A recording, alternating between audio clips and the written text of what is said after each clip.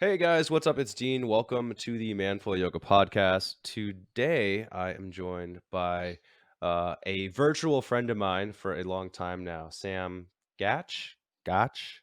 Gach? Whatever floats your boat. It's Okay, Gach. Gach. Oh man, not even didn't even get it with two tries. Yeah. Anyways, so I like to start these off by kind of introducing people to you, how we met. I don't quite remember how we met. I think I found you as a yogi on Instagram who has a pretty fun personality. You post really helpful content, um, and then I saw about a year ago, or you can tell people this yourself, but a year or so ago, you decided you were going to go full time with this. Um, and I've just kind of watched your journey, and I thought it'd be great to get you on the show and talk about talk about that, but also talk about overall mental wellness. Talk about because I think we have a lot of the same being social media people. I think we have a lot of the same stresses. So I thought that would hmm be kind of fun to explore. But would you like Yeah. to briefly introduce yourself? Yeah, for sure. So my name's Sam. I am like you said, I've been doing my own thing full time for it's been almost 2 years now. But I'm a certified personal trainer, yoga teacher.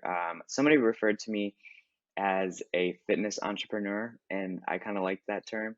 And Hmm. so, but I kind of think of myself as a fitness creator and entrepreneur with a special focus in the yoga and stretching and flexibility areas. Yeah. Um, but yeah, I had my corporate career up until a couple years ago, and now I'm doing this full time. I have my app and um, creating content on the internet, like you. Hmm.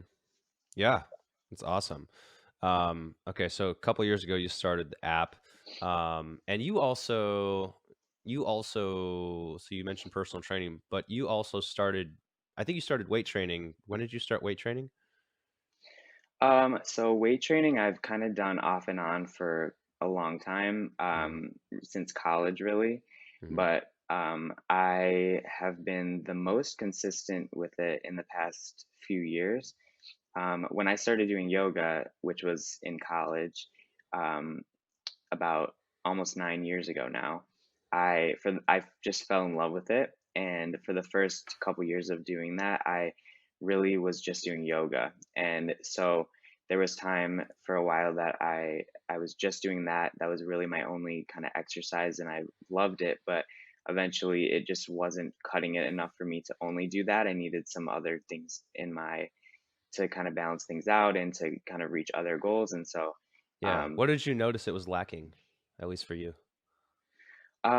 For me, I think I was able to build, well, I mean, this is kind of like a funny thing to say, but I feel like for me, I was able to um, pretty quickly progress physically a lot with a lot of the kind of yoga, like advanced kind of poses and movements. And I felt like I was building a lot of strength. And I really thought of myself as very strong, but I Hmm. felt like I didn't. I think a couple things. One, I felt like I didn't look as strong as I was. I felt like the Hmm. yoga kind of builds the kind of long, lean muscles, and like I wasn't getting doing any kind of like hypertrophy training, which I didn't even know was a thing at the time. Um, and also, I didn't really, I wouldn't say I felt this, but I knew it like logically that I wasn't getting the pulling motion, I wasn't Yeah. getting like the pulling strength at all. And so that was one thing that I know was imbalanced. I was getting injuries and I didn't really know Mm. why. Yeah. And I think like my body just wasn't balanced from only doing yoga movements. Yeah, I had a really similar experience. So I was able to do yoga for a few months and keep the muscle, and then like a couple years, I was just doing all yoga, and I looked at a photo of myself like then and now, and I was like, "Oh my god, where did it all go?" Yeah. And definitely with the pulling thing, I had a really similar experience to that. All the hand, I was really into handstands in like Yeah. 2013, 2014, and Okay. it ruined my shoulders. I wasn't doing any pulling exercises. Yeah. I was also faking shoulder mobility. Like I did a Mhm. lot of I arched my back a lot and like Uh-huh. no one told me because they were like, your photos Yeah. look great. Who cares about your Yeah. technique?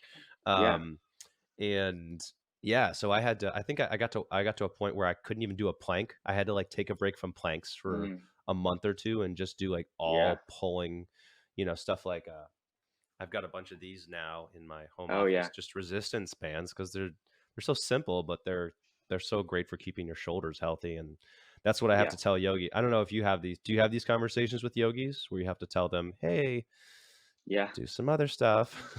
Yeah, I know, and it's funny because I feel like when I started doing yoga, nobody was telling me that, and I'm like, Mm, where are the people? Like, where were those people telling me that? That like now I'm telling those people that when I talk to people, but like that wasn't something that anyone told me. And like the same as you with handstands, I got really into handstands when I started doing yoga, but nobody really taught me how to do it properly. Like people were I had a teacher who encouraged me to learn the handstand and taught me like basically how to get the balance and stay upside down, but I wasn't ever taught like how to actually do it right. mm, And so it was a whole journey of learning to do it properly, to learning to do it in a way that it wasn't going to hurt me. Like I had mhm. wrist injuries that were going on for years because I didn't know how to take care of my wrists. And Yeah. like you're talking about with plank, like I had a time like I couldn't do anything where I put weight on my hands.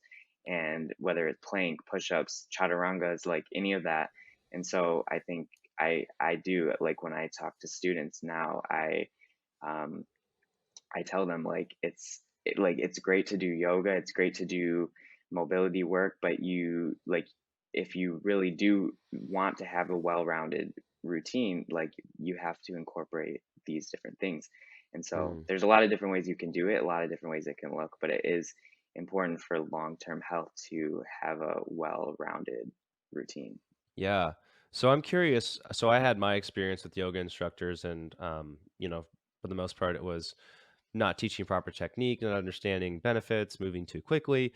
What was your experience with your general yoga and the instructors that you worked with? What did you feel was missing? I mean, I really loved my yoga instructors in the beginning. Like they're part of what got me into it and doing it and loving it. I think like different teachers are all different, and so there's I think that there is like what I was kind of saying with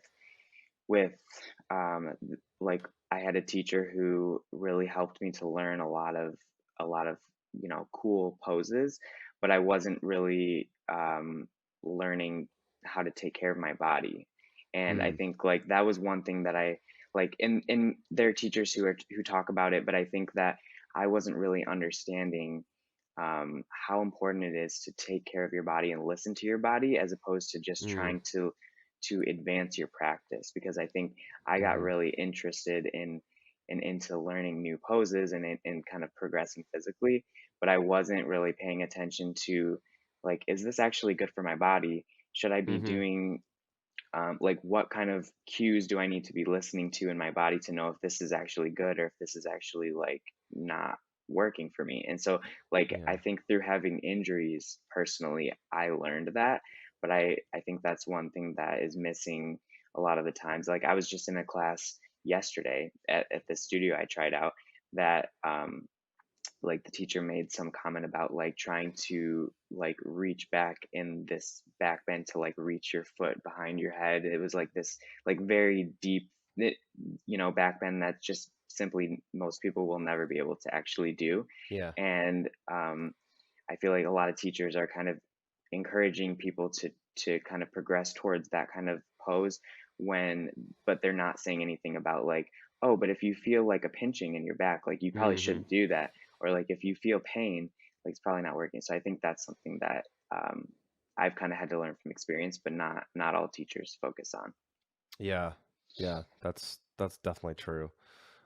So I want to kind of ask you about moving away from, you've been on social media for a super long time. You've been posting for a really long time. I've seen you post your kind of your progress photos dating back to 2014. Um, I'm kind of curious, what was the response from your audience when you said, "Hey, I'm going to be a yoga instructor full time. I'm launching my app." I'm assuming they were excited, but what was the response? Yeah, it's been really, really supportive. I feel very lucky to have a very supportive community online. I mean, you know from your experience, I'm sure too, like there are always going to be haters and there's always going to be people who are negative or saying, trolls. But I think like for me overall, I have a really supportive community and I'm very lucky to have that. But so when I decided to kind of do my own thing full time, it was very supportive. Um, and in the app specifically, there's been a ton of excitement for, so that's been a really Mhm. cool. Yeah, you have a ton of reviews. Yeah, I don't know what I'm like supposed to or not supposed to say publicly about things, but like my we just hit 100,000 downloads in which is awesome. Nice. And it's been just under 4 months, so I feel like That's wow, amazing. That's great. it's it's super cool. So yeah, there's been a ton of excitement about that. Um, Specifically, I think there was like with like just my career change. I think like people were just really supportive, but with Yeah. the app, people have been actually like super excited because this actually it's like something that actually benefits people, and they get to actually not just follow along what I'm doing, but actually get to participate and get to get the benefits of it too. Yeah, that's a really rewarding experience is having like, moving away from whatever you were doing and doing something where you notice like, "Hey, I'm directly helping people on a daily basis," and that Yeah, feels really cool. So bask in that. Just yeah. try to enjoy it and keep it present. My job before doing this full time, I was working in marketing and social media, and I was working for Kellogg's, the food company, Yeah. and I was doing like social media for Pop Tarts. Like that was my like one of my brands that I worked on, and it was like a super fun experience. I got to do a lot of really cool, fun work, but at the end of the day, like I was marketing Pop Tarts, and that is like it was fun, and we got to do fun work and Mhm. cool work that a lot of people would see, but it wasn't like my life purpose, and I wasn't getting to like really make a huge Mhm. positive impact on people's life other than like getting to put out like funny content. Like now I'm actually able to make a real impact on people's lives, and I think it's so rewarding. Yeah. So when you went out and you started doing this full time, what was your were you scared or were you excited or I mean, probably both, but what were you feeling? Yeah, I think for me, it's a combination of definitely scared. I was definitely stressed and scared, just without having any idea what was going to happen, any sense of certainty of like success, leaving like a regular stable paycheck to like having to make your own money Bye and like bye health live off. insurance. Yeah, no, I have to buy my own health insurance now. Yeah. Yeah, and, all of that is definitely scary, especially when like, for me, I didn't even really know what I was gonna like, what work I was gonna do, let alone, Mm, like, if I was gonna make enough money, yeah. but I had to have this kinda trust in myself, and I really did believe in myself and my potential to make it happen, but I just, like, didn't know if it was gonna happen, you know? Yeah. And, the other thing, though, I felt really, it's just like ever since before I even made the move, like it has just felt very right. And it's just Mm, felt like the right thing for me to be doing.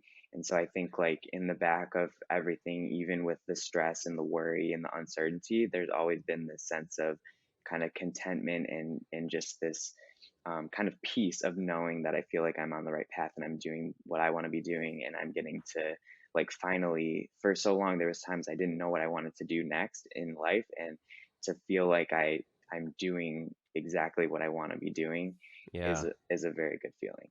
Yeah. That's awesome. So, did you have are your were your parents supportive of this or how did they feel?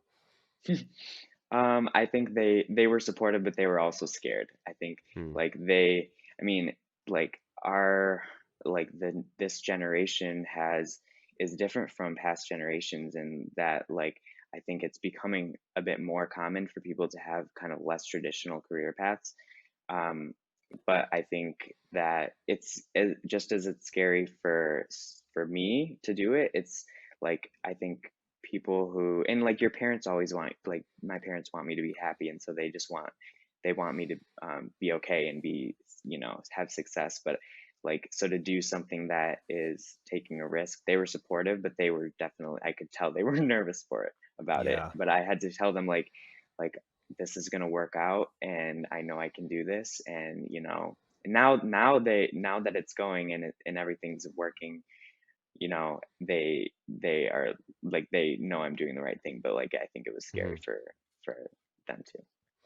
Yeah. I don't know about you, but I felt like I had to get permission from my parents to do it. Yeah, And then I asked my parents, like, "Are you guys okay with me doing this?" And my dad was like, "I mean, as long as you can pay for yourself." And I was like, "Okay, well, I'm making shit now. I can probably make shit doing this thing on my own." So, yeah. um, Totally. yeah. I think for me, I knew fully that I was gonna do it and that it was the right thing for me, but I was still scared, like I didn't know what was gonna happen. I didn't know like if I was gonna make a good living.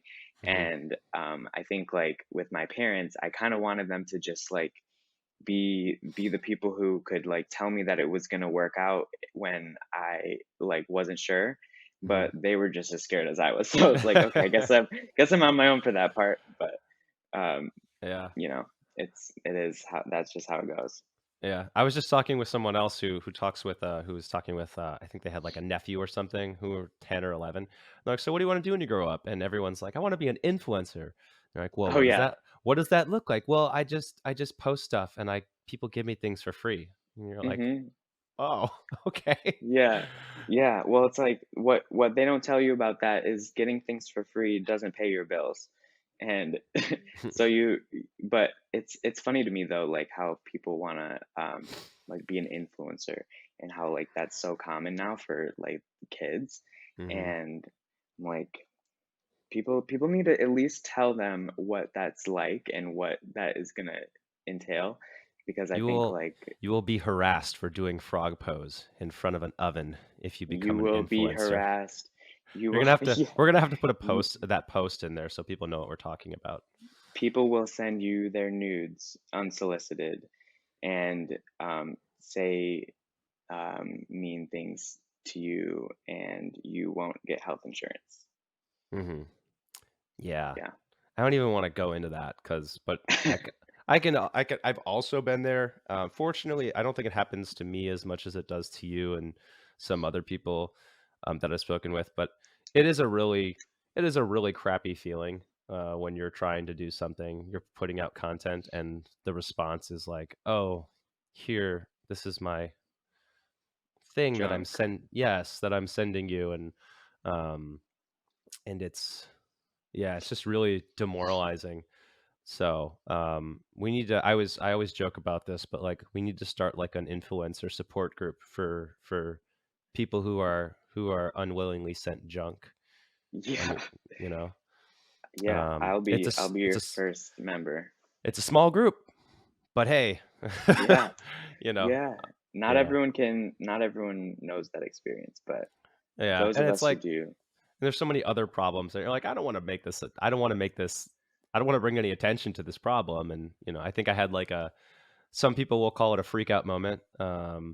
I forgot when it was, but that happened to me, and I just got really upset about it. And fortunately, going through that experience, I think now if it happened now, like I don't think it bothered me. I don't think I'm bothered as much anymore. But Yeah. um, I think it's one I, of those things that like the first time it happens, or the first couple times it happens, it's like, oh my God, what is this? Like, how do you like process and deal with something like that? I mean, there's many different ways, like variations of that, but I think that like it's one of those things that when you're around the block for a little longer and you have these experiences, you kind of learn how to deal with these things, because these are not normal things in most jobs that people deal with on a day-to-day basis.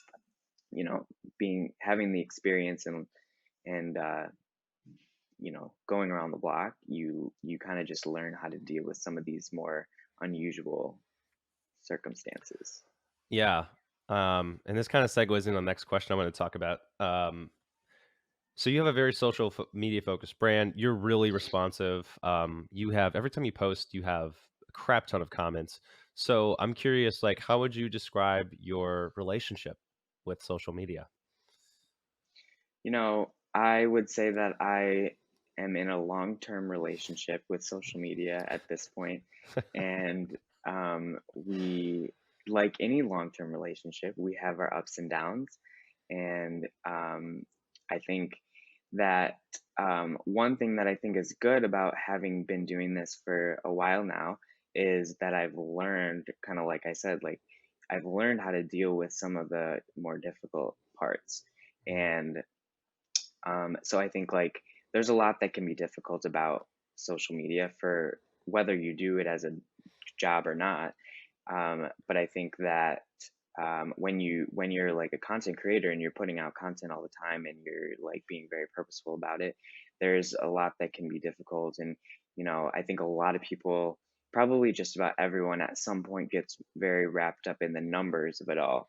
And I think it's hard not to look at that and um, care about that. But I think that as I've um, done it longer and as I've had just more experience and time, I've learned how to manage some of that better, and I've learned to just have a better relationship with it. I think like in the past, I Are used to there think, are there some specific things that you like, specific habits that you engage in and how you practice social media? yeah, oh for sure. I mean, there's probably a million, but I think I mean one thing that I've done more recently that I feel like has been helpful is like with like creators who like when you get stressed out about numbers and views and things like that. I think that one thing that I've started doing is like I used to post and then I would like immediately go look at like what's the response to it right away, and now I just always, and if I post something, I don't even go and look at it until the next day, Mm, because I feel like I used to like somehow over time I would just like end up looking at it more and more often or more times that day, like to either see like what are the comments like or what are like, is this getting a lot of views, whatever. And it can really affect you mentally and your just outlook on it all. So I think I've learned to kind of set better boundaries for myself between mhm. me to be like, know what, Sam, you're not going to look at this until tomorrow. And I feel like that's been really helpful, um, just kind of have those boundaries with myself, and kind of it also I think helps to separate yourself from it a bit more when like Mhm. when you're doing social media and it's you, it's like you are your brand, and it's very hard to separate yourself from your business and your brand. And so for me, I think that having some of that separation has been very helpful. Yeah, I can relate to that. I think when we're having discussions with my team, sometimes I will say like, "We're gonna have a video of Dean doing this here." So like I separate like, not that Mm-hmm. I don't really act any differently in person than I do on camera, but if I'm talking about making a video or a post, sometimes I will say, "We're gonna have Dean doing this here." And I don't know if that's like that was the subconscious shift or not, or if it was just something but yeah, Yeah, I can relate to that separation. yeah. Anything else that you do that you think other people might benefit from in terms of social media? Yeah, well, so for me, another thing that I think, like to me, one of the most stressful parts of social media and doing it consistently is like just having ideas and like continuing to know like what content you're going to create. I think Mm, there's an unlimited number of things you can do, but I think for me, I used to think of it like, okay, I'm going to try to post this day. So I'm going to, so then that day I would like sit down and be like, okay, what should I post? What should I do? And then I would like have to come up with an idea, and then I would have to go and film it, and then I would have to go and edit it, and then I would post it, and I would do it all in the same day. So I think that um, now I'm a lot more organized with it, and I will separate those things. So I'll have like one day where I'll have just like a planning brainstorming session, and then I'll have another day where I'll do like filming, and then I'll have another mhm. time where I'll do like editing and posting. So I'd like separate them all, and I feel like having that organization and separation makes it less overwhelming for me, and I can just be like, okay, just one task at a time, and then I I don't get as overwhelmed. And like there would be times I just like felt so overwhelmed by the idea of doing all that in one day that I just wouldn't do it. And so having the it broken down into smaller chunks has helped Hmm. me a lot. Yeah, it makes a lot of sense. That's something that I sometimes do, but I should definitely do more of. All right, so I want to talk about Yeah.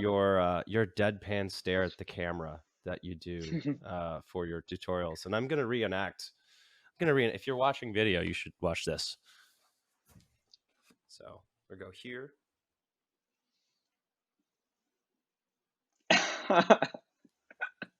That is what it looks like to me when you're doing your That deadpan wasn't bad. stare. So I'm curious, what's up with that? Tell me more about that.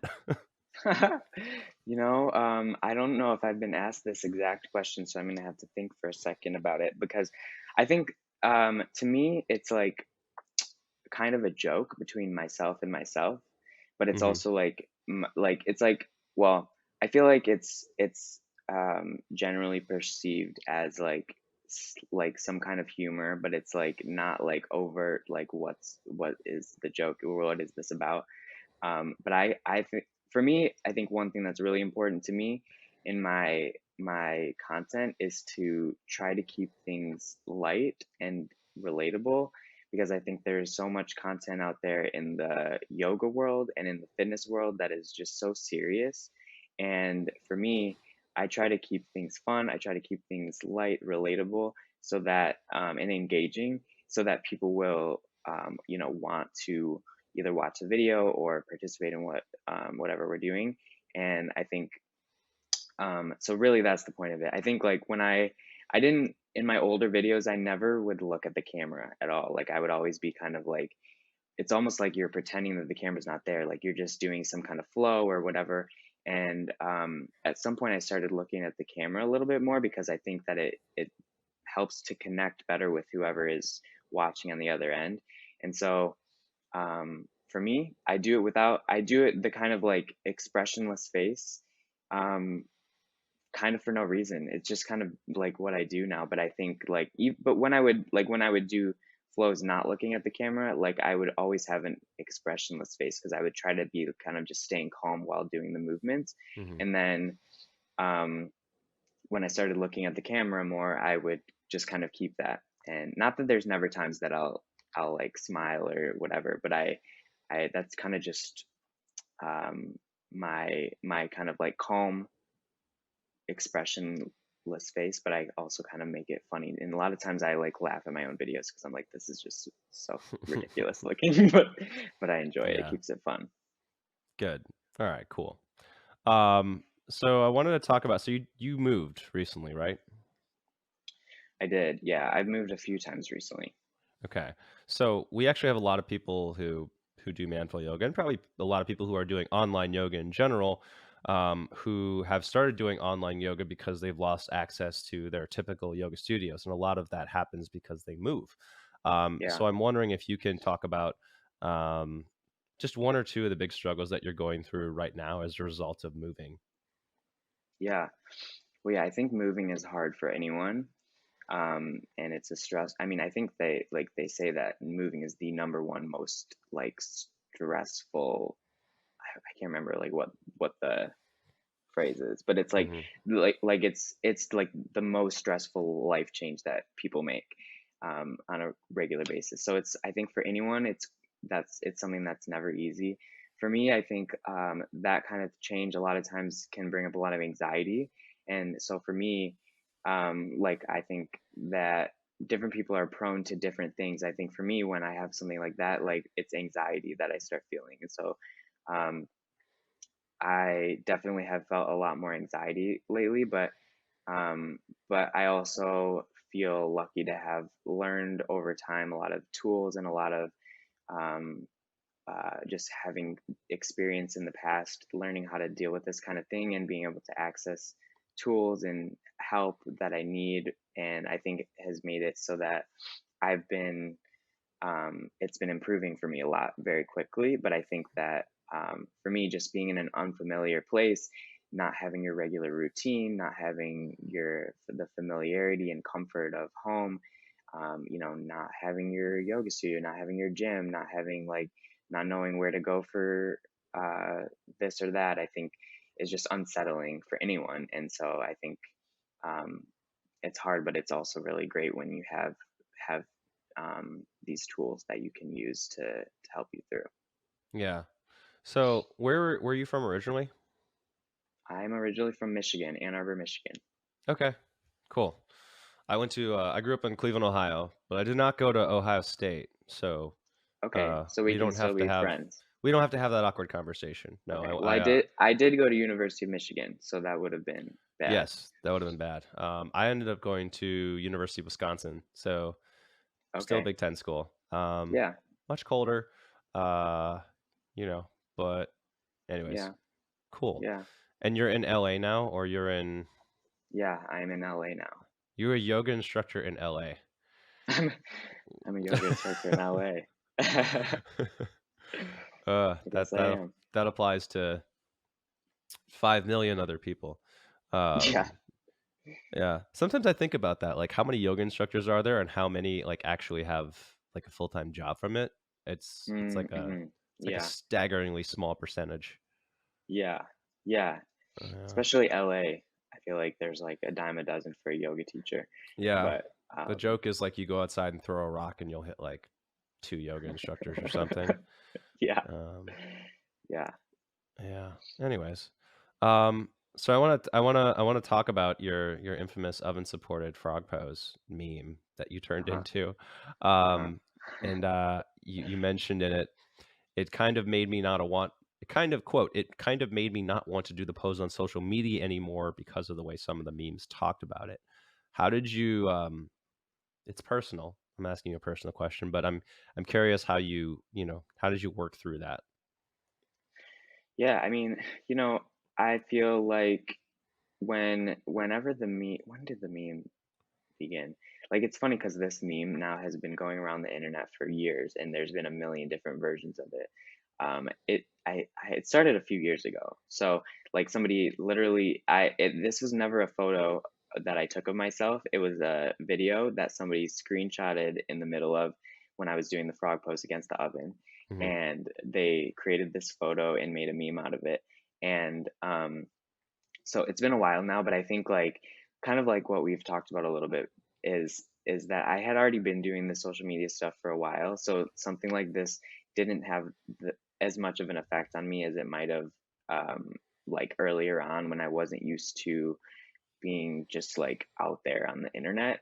And so I think um, that helped me to not care as much. But I think it was still kind of I mean, I had mixed feelings about it. When I first saw it, it was kind of like, oh, like that's that's funny. It was funny. Like many of them are very funny, and like I'm like, oh, actually, this is a good meme. Um, but then I also was a little annoyed at the beginning because somebody like took this image of me, like created this image of me without my permission, without like crediting Hmm. me or like, anything. And I was like, okay, these people, like there's been some like really large meme accounts that have posted it, and they like these companies are like making tons of money off their audiences, and I'm Hmm. like, okay, they're using this image of me without my permission. Like I don't really love that. Yeah. And then over time there's been some memes that are like less friendly, and like there's been some that are really funny, and then there's some that are like, I don't know, there's been some that are like racist or homophobic or like political or like just all these different things that Mm. are just more disrespectful, which Yeah. so those ones I don't enjoy as much. But I think just kind of like being on the internet, like you learn how to deal with things, and you learn how to not not take things as personally. I mean, like for me, it's like the, the overall at the end of the day, like these are jokes, and that's kind of how I take it. It's not like Hmm. it's something that like deeply affects me, but um, it's also something that you do need to learn to deal with, and like when you're um, I mean, I've had a lot of videos that have gone viral, and so I think that's kind of given me the exposure to like like what that kind of thing can bring on and what kind of attention that can bring. And so I've learned how to just um, mostly tune it out because like if you Hmm. just are reading all the comments, if you're reading what people are writing, like you can't like it will affect you more than if you're just like, oh, there's something out there, like, okay, yeah, I know that just happens, and you just kind of learn to take it in stride. So Mhm. there was time, like like you in that thing you read, that I like didn't want to post frog pose anymore, because like people were like, people would sexualize it, or people do that with Mhm. a lot of yoga stuff, Yeah. and people would like, it was like this joke or whatever, and but like literally frog is probably my favorite yoga pose to do. Like really love it. And so at some point Yeah. I was talking to a friend who kind of was like, you know what, you should just do it anyway. And I was like, you know what, you're right. And I decided, like, after a while of like taking a frog break online, started I started doing it again. And I've kind of like evolved it, and I've changed kind of like the ways that I might do it. And now I've like actually teach frog a lot, and use Mhm. it as something to help benefit people. So, which is kind of just a theme of my evolution. I think as a creator Mhm. over time is like, I'm much more focused on helping people than like originally was really the focus. I wasn't even a yoga teacher when I started posting stuff. So Mhm. so it's evolved a lot, but I think you learn how to deal with it, and it's just a joke that I don't really care about at this point. Yeah. Yeah, no, it's kind of been my experience is like it's stings at first, or like it affects you at first, but eventually you kind of get dead to it.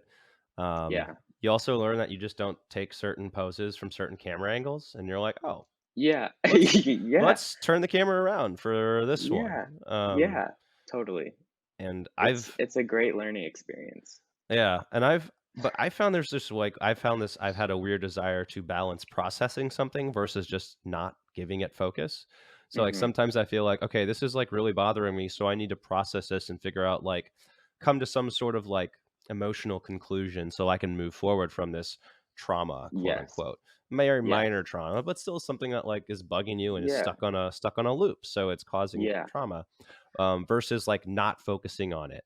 And I Yeah. found that, like, you know, I found that over time, not focusing on something, like just directing my attention elsewhere has been usually more effective than me having to like go through and like actually process Mhm. why something is bugging me. I don't know about, what's your Yeah. experience with that? I think you hit it spot on with like that it needs to be a balance. And I think like there's things that you need to process. You can't just like avoid things completely. But like once you've processed something at that point, then you have to also learn how to not give things too much attention. And so it's like, Mm, when, like, with the meme example, it's like, okay, like that bothered me a little. It never bothered me that much, but it bothered me a little bit. And once I was able to kind of process that and like understand like why it was bothering me, and then kind of make my peace a little bit with it, um, at least as much as I was going to, then it's like, okay, like when I see a new one now, instead of like going through all of that again and processing everything again, I'm able to be like, okay, you know what, like I'm aware there's something new out there, but I don't need to give it my attention. And so I think like having the balance of being able to process the things that you need to process, but also having the skill of learning to redirect your attention when something's not going to be healthy for you to focus on, is really important too. So I think that balance is very important. yeah. I've something I've learned, and I'm just saying this because it's kind of coming naturally out of this conversation, is when you're really upset about something. I forgot where I learned this from, but it's from one of the groups that I'm in. But you have to understand that if you're really upset about something, the next 5 minutes of dialogue that you're going to have in your head is just trash. Like you have to just like Yeah. you have to like go for a walk, or you have to like do something that's going to distract you, or just like as all of those negative thoughts, mostly negative thoughts, are going through your head, you're just like, this is just angry me. We're just gonna let this play out and Yeah. not put any importance on like what's going on for the next Yeah. 5 minutes. That's Um, something that's really important, but also so hard, like, to be able to like not trust or believe your own thoughts. mm, Because like when you have like angry thoughts, or when you have anxious thoughts or things like that, it's like these are not logical. These are just like um these aren't good healthy thoughts. And to be able to not get so wrapped up in them and allow it to just be like, okay, I'm going to have some negative thoughts for a little bit. It's very hard, but it's also just such an important skill to learn how to do. And yeah, it's true. Like, it's better to just go do some kind of stress relieving activity than just like ruminate about something. Yeah. Um, all right, cool. So I wanted to, thanks for that, by the way.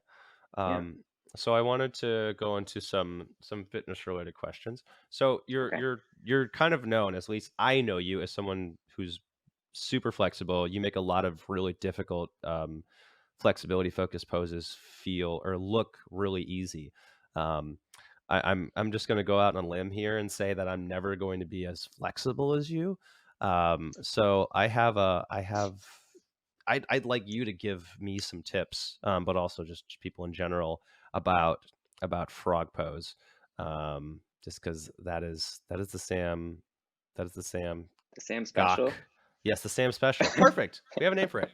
Um, how frequently are you doing it? How long do you need to stay in it? And most people, they get into pose and they get into frog, and the first thing they think is like, "Oh my god, what the?" I want to die. Yeah. Yeah. So like, how long do you need to hold it? What should you be focusing on to work deeper into it? Um, Some tips. Yeah, so frog is probably, I mean, it's a love-hate kind of thing, like you love it or you hate it. Most people hate it. And I love it, so I'm weird with that. But really why most people hate it is because it's uncomfortable. And so most people have tight hips or tightness in the hips, and so that's what's going to make frog pose uncomfortable. But I think that for me personally, I do it I would say a few times a week. I try to do some kind of stretching every day, Hmm. but it's not always the same things every day. Um, but for frog pose, I would say a couple of tips would be to, um, I mean, you're gonna want to hold it at least 30 seconds. For as far as like flexibility training in general, the sweet spot is usually 30 seconds, 30 to 60 seconds for holding a stretch. And so that's a good rule of thumb and works well for the frog. Not that you can't hold it longer. If you're less than 30 seconds, you would probably benefit more from getting to at least 30 seconds. But and then as far as making it less uncomfortable, I think that's going to be one of the most important things to be consistent with it. Because if you're just doing something and it's just uncomfortable and you hate it, like you're just never going to be consistent with it because you're just going to hate it every single time. And you can't, like, at one point, there's going to be a day that you are just not able to force yourself to be in that misery, and then you'll just stop. And so, one really important thing is to make it a little less uncomfortable for yourself, and that's not only important for not hating it, but it's also gonna it's actually better for your body to not be so terribly uncomfortable.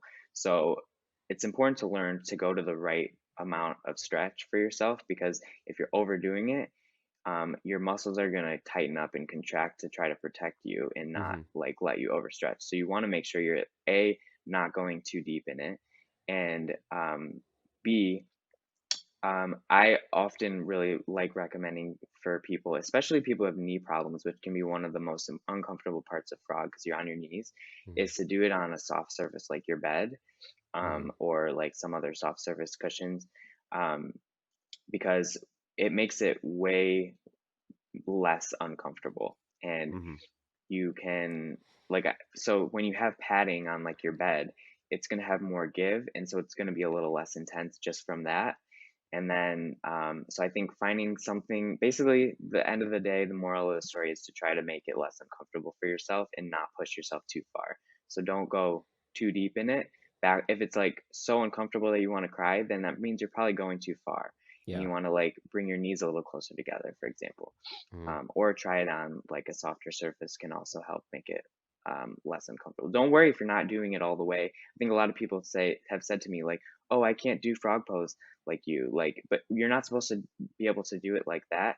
You don't have to be able to like get everything on the floor. You have to just the point is to just use the correct alignment and get the stretch. Right. So just learning to kind of accept yourself where you're at and not push it too far. Yeah. That's something that that we have to focus on all the time. And you probably get the same thing, but it's um like the point of the pose is to target the right muscles in the appropriate ways. It's not for you to mirror the instructor who's probably been doing this for, like way longer than you have. Right. Um Right. People don't realize that it's not supposed to look the same. It's just you're supposed to feel the same effect, and different people need to go to different amounts in a pose to feel that same effect. Yeah.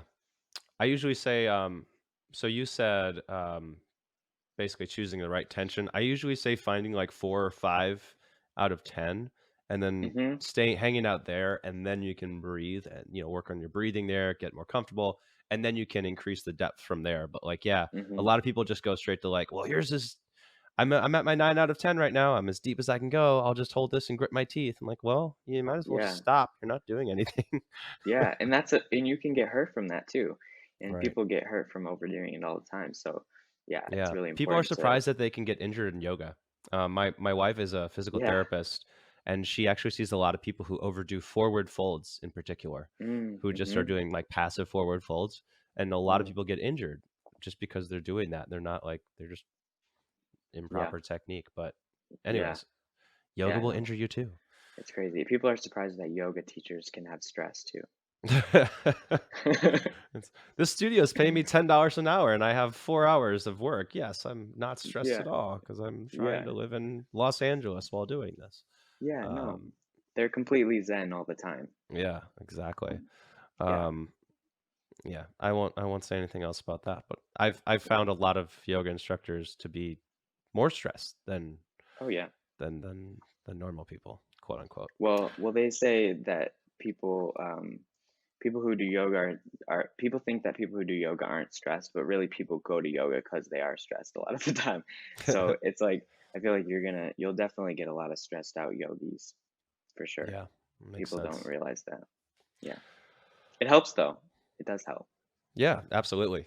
Um, for sure. I know if I'm really stressed, like if I go out and do like an hour of just whatever my body tells me to, not really pushing it too much, but just doing a nice deep stretches, putting on some really relaxing music, like I finish and I'm like, oh, that Yeah. was good. I should share this with the world. Oh, Oh, oh yeah, that's right. That's what I okay. do. Yeah. Um, all right, so I wanted to also ask you about building up to more advanced movements because you do a lot of this is something that I just don't focus on anymore. It's not something that I'm terribly interested in. Mhm. I'm Mhm. right now. I'm more interested in my performance with weights, Mhm. and I do a ton of yoga and mobility work to support that. But I'm just Yeah. not. I'm not interested in doing handstands, scorpions, stuff like that right now. So I wanted to, Yeah.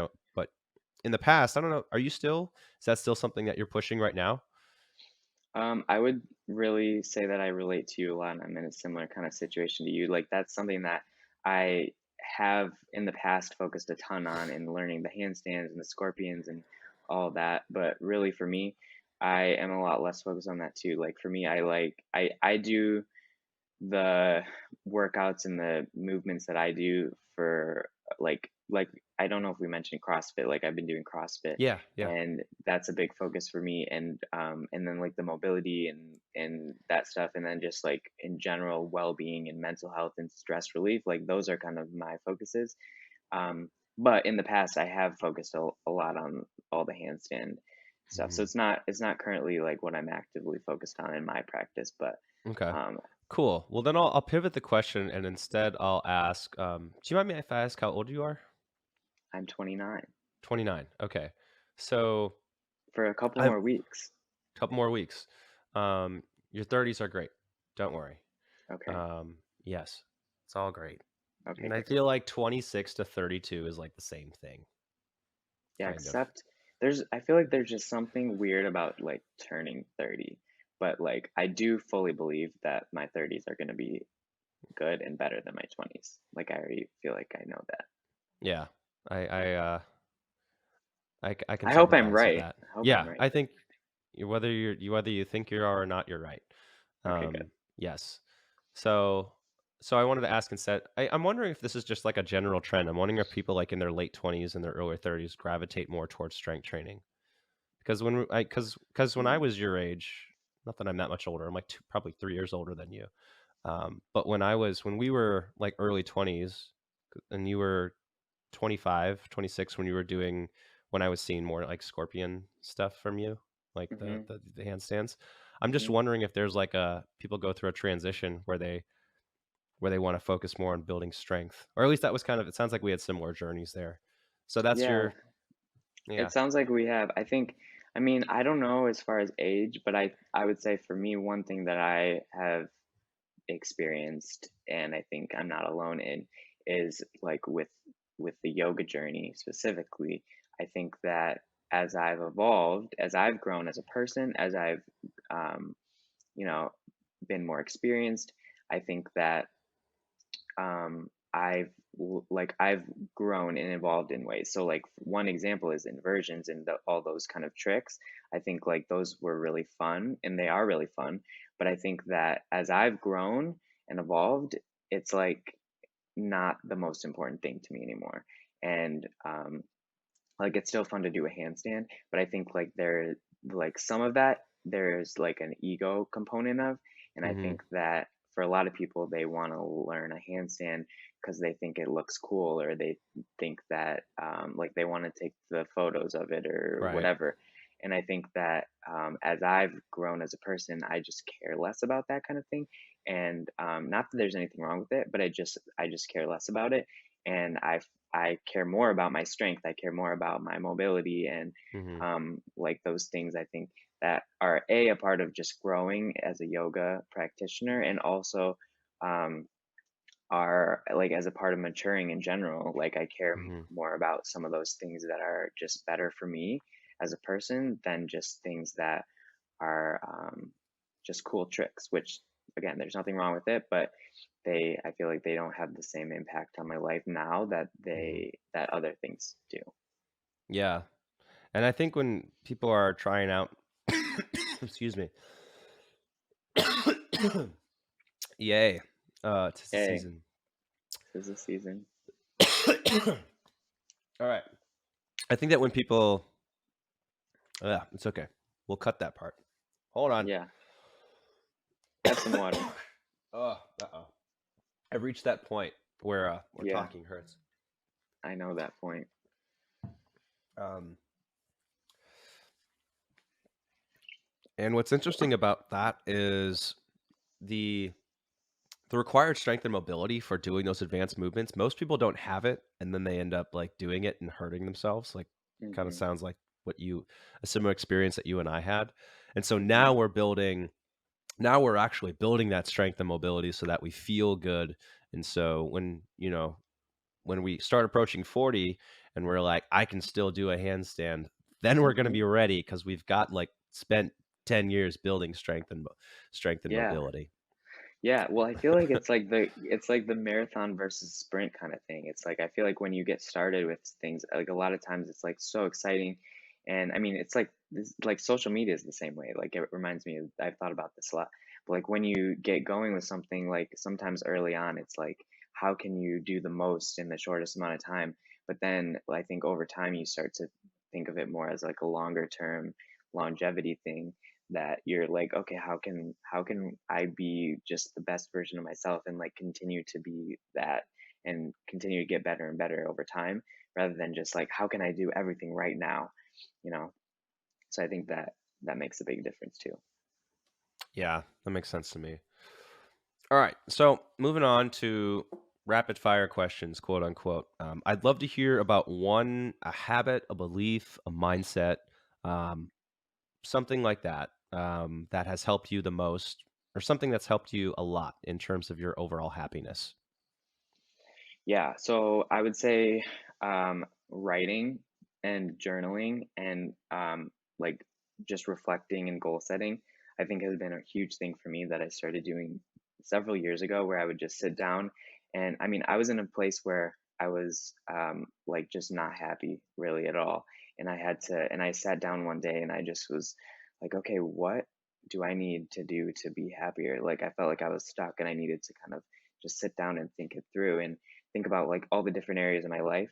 And so ever since then, I have regularly reflected on like all these the different areas of my life, and kind of I check in with myself on how are things going in all these areas, and I set goals for each area based on where I'm at. And I feel like that has been something that's completely changed my life, is is like just writing things down and setting those intentions for the different areas of my life, with really the ultimate idea and goal being happiness and Mhm. well-being. And so, yeah. This is actually I'm glad you brought that up because that's something that really intrigues me. How often do you do that, and do you have a specific structure or format that you use for it, or is it, like, more free form or what? Yeah, so I when I first did it, it was some random day that I did that, and I like wrote down, and I ended up with this list of like basically like a to-do list of these are the things that I need to take action on.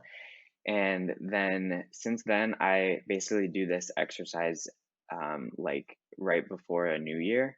And I do this where I like will reflect in all the different areas of my life, write on about each area, and then like basically write what my kind of goal is for the next year. And then I'll do a mid-year check-in on each of them and kind of write like reflect on how things are going in the middle of the year. And then I do that at that cadence, and then I also every week I'll write down kind of my goals for that week, and based on what's going on with my life, what's going on with work, I'll set just like what are my goals, and then I break down every single day and like write what I'm going to do each day. And this is something that I started doing after I became started working for myself because I felt so overwhelmed with like all the tasks I needed to do, and without having any structure of being told what to do anymore. I had to figure it out for myself. And so that's worked really well for me. Cool. So I'm wondering, are your goals like, and do you write them as goals or do you write them as like, these are the things that I need to work on today? Is it a to-do list or is it goals? It's a combo. So the weekly thing is, well, the weekly list of goal. So I write it as goals. Some of them are just like things that I need to do. Others are just like goals. And then the daily is a to-do list. So I'll break it down into like what do I need to do each day to reach those goals. But Mhm. but then but the list for the week is more of a list of goals, and then the to-do list kind of for the day to like break it down. Gotcha. Yeah, I found the similar need, like, as so if you're doing your own thing, like, you can't just, like, go to your computer and say, "Okay, let's go," and then just not have any plan and just start, doing whatever comes to you. So, Yeah. yeah, I live in note cards, so my wife Okay. hates these. No, she doesn't hate them, but I think she's annoyed by the sheer amount of note cards that I have just all over the house. Yeah. Or like it's Saturday morning, she's like, "Let's relax." I'm like, "There's lists to make." Yeah. Um, I I mean, actually we enjoy have a making child the list. anyways. There's no relaxing. Yeah, I'm a list Yeah. person as well. Love a good list. Yeah, seriously. All right, cool. So what's one thing that you do for your health that you believe is overlooked or undervalued by others? One thing that I think doesn't get talked about enough is therapy. And I think that everyone should at least at some point do therapy because it's like one of those things. Mental health has such stigmas. I mean, therapy and like everything in that area has such stigmas, I think, especially for men. And so I think that's something that a lot of people, I mean, we grew up in a society where I think like people have an association that like doing that means you have problems or you're weak or like all these things Mhm, that are just simply not true. And no matter what your situation is, I think that, and that's just one example, but I think like doing things for your mental health is so important. And once you're able to prioritize that, it can make a huge difference in your life. And I think a lot of people overlook it, don't understand the value of it, or just don't prioritize it. mhm. Yeah, I totally agree with that. I do therapy once a week. I've been doing it for probably 3 years now. Mm. And I don't think about it as like, I'm gonna work on my problems. I think about it as like, this is like a massage. This is like a weekly massage for Yeah, my mental health, or it's like yeah, it's, yeah, it's just something that contributes to me being happy. yeah, And 100%. I yeah. think like for me, like I feel like everyone who does therapy starts for a different reason, and nobody knows what it's going to be like. But for me, like I feel like I started to like work on my problems, and then like now I mostly just go because I know it's a healthy habit. Like I'm not Mhm. always working on problems. I'm like sometimes it's just like no, this is just healthy to do. And so I think like whether you have problems that I mean everyone has problems, but like whether that's like what you're thinking of or if it's just more like you want to just be the best version of yourself, Mhm. then like it's something that just helps you to be the best version of yourself. Yeah. I mean, it's a continuing practice to be more open, more vulnerable, and more honest with yourself. And you have Completely. and you have someone there who's, like, guiding you through it. Like, and Yeah. also, how often do you have someone who's just gonna sit there and listen to you for an hour? Would your best Right. friend listen to you for an hour if you wanted to talk about yourself? No, they would steer the conversation somewhere else within 2 minutes. But you have someone who just sits there and says, Definitely not every "Man, week. I feel that." Yeah. Yeah, Yeah.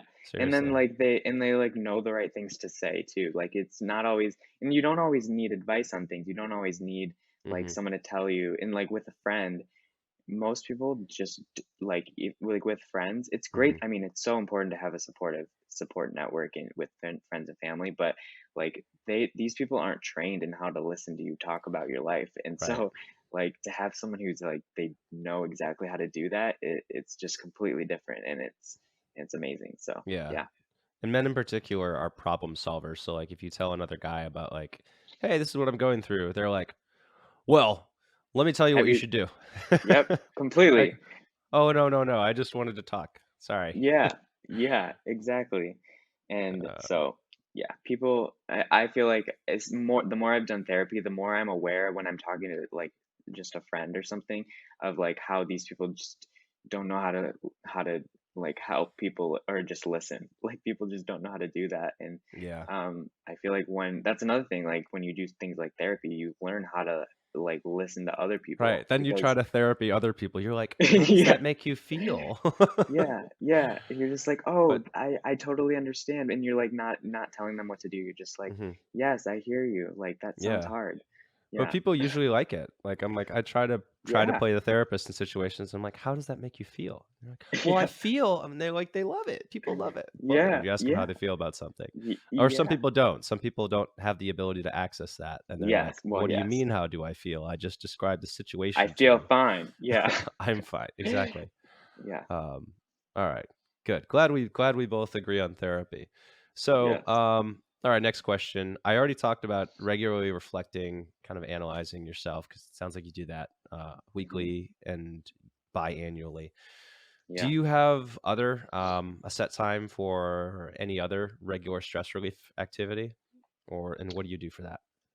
Yeah, I mean, for me, the bet like I've learned this, but I think the best thing that most people can do for stress relief is exercise. Yeah, And so that I mean, I try to do something every day, and I think that's another thing, like, moving can throw you off with your exercise regime and your yeah, routine, and so that's always hard. I mean, every time I've moved, it's always thrown me off in one way or another, hmm, but, when you have, like, a regular daily exercise, whatever it is, whether it's even going for a walk or it's, doing CrossFit or it's doing yoga or whatever, um, that is probably the number one best stress relief there is.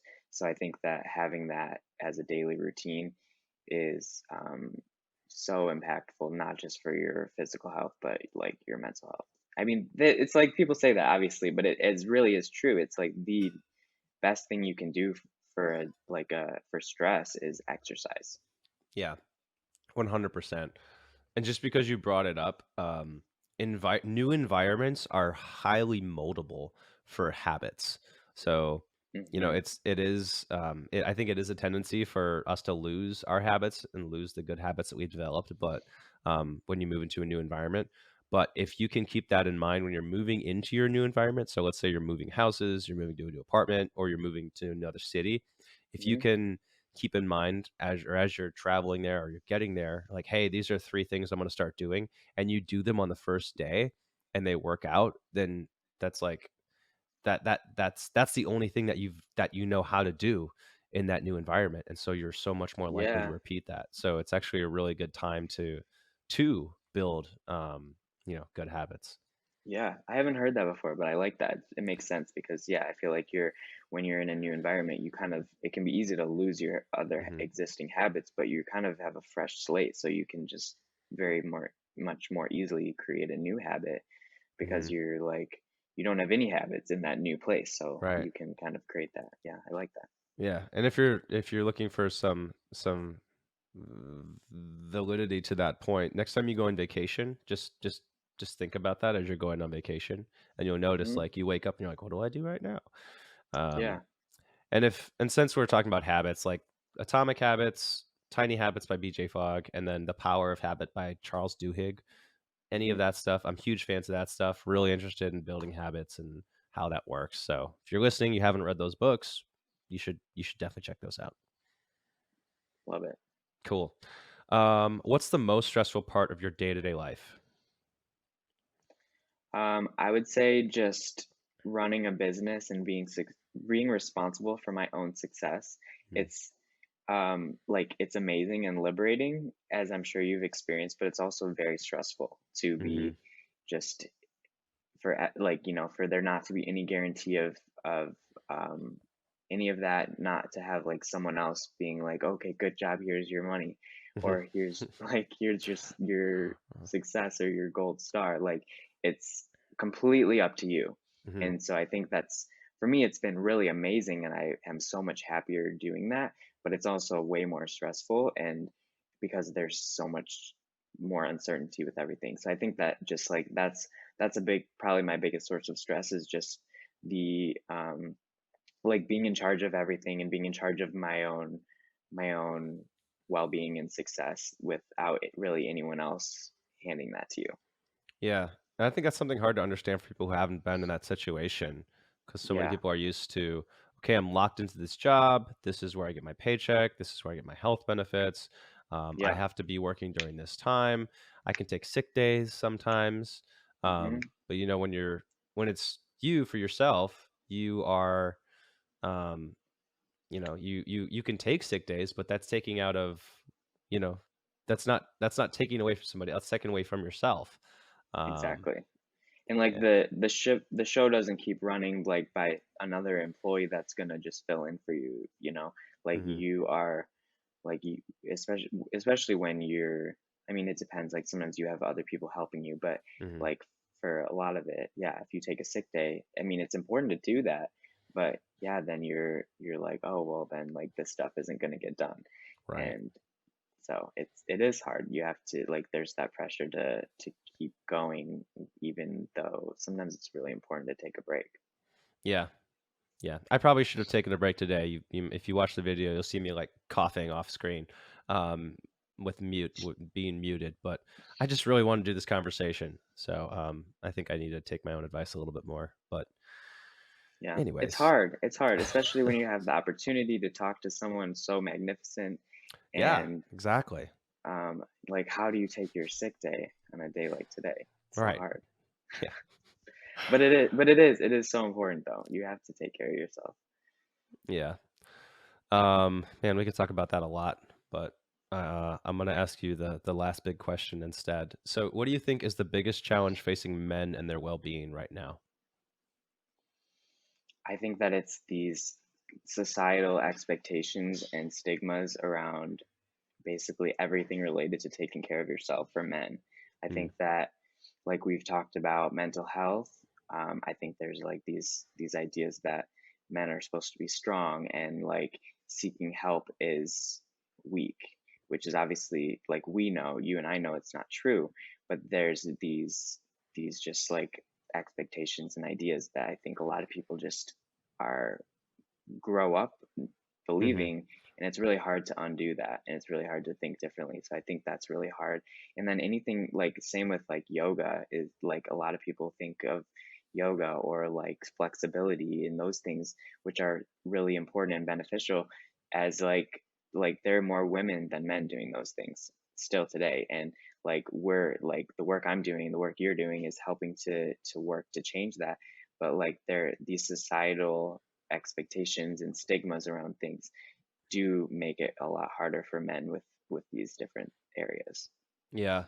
The hard thing about that is even once you logically or intellectually understand that that's not the case, you still have to fight the internal belief systems, like the emotional basis of Yeah. all of those thoughts. That's something that I struggle with a lot is like, yes, intellectually I can understand something, but emotionally, like it's Hmm. very difficult for me to process something. Yeah. There's a So, difference between knowing and feeling. mm, And, um, you know, you can know something to be true, but you don't feel it. You don't feel that truth, or you don't feel like it's true. Um, and yeah, I I think like that the way you applies put to a that. lot of things. Yeah, but they're very Yeah. different. And I think that m- your brain and your emotions are not always on the same page, No, they're not. and your logic is not, and your emotions especially are not always on the same page. Yeah. Yeah. Well, we flip this all the time, but you know, our emotions are supported by logic. It's not logic supporting, right? We emotionally decide on something and then use the logic that fits the emotional decision. It's not the other way around. It's not like, oh, you know what? This is a really good answer. I'm going to stick with this. It's like Hmm. emotionally, I'm feeling this way, so I'm going to find stuff that Google stuff that fits this mindset. See, I was Yeah, right. yeah, Yeah. yeah. All right. So we got through a lot of really cool topics today. Thanks for all that we went through. What's the best way for someone to learn more about what you do? To learn more about all of the frog poses and you know all the stuff that you're doing. So you can connect with me on social media. My name, Sam Gach, that's my handle on the platforms.